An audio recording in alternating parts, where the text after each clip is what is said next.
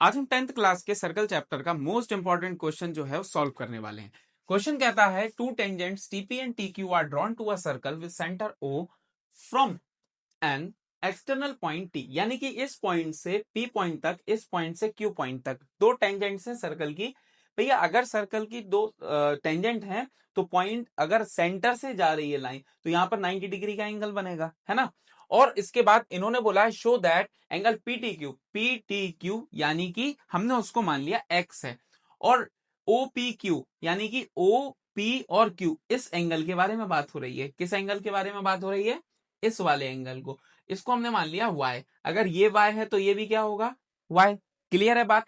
चलिए तो हम क्या करेंगे, एंगल सम प्रॉपर्टी से x की वैल्यू निकाल लेंगे। जैसे ही x की वैल्यू निकलेगी तो हम ये बात जानते हैं कि ये क्या है, क्वाड्रिलेटरल है। ये क्या है? एक OPTQ एक क्वाड्रिलेटरल है, और क्वाड्रिलेटरल के एंगल का सम कितना होता है? 360। सभी की हम वैल्यूज रख देंगे। इसकी अब भी निकाली हमने 180 degree minus 180 degree minus 2y, ये हमने वैल्यू निकाली, ये इसकी जगह पे रख दी। फिर उसके बाद 90 डिग्री का ये भी एंगल बनेगा और 90 डिग्री का ये एंगल बनेगा। बचा हुआ x।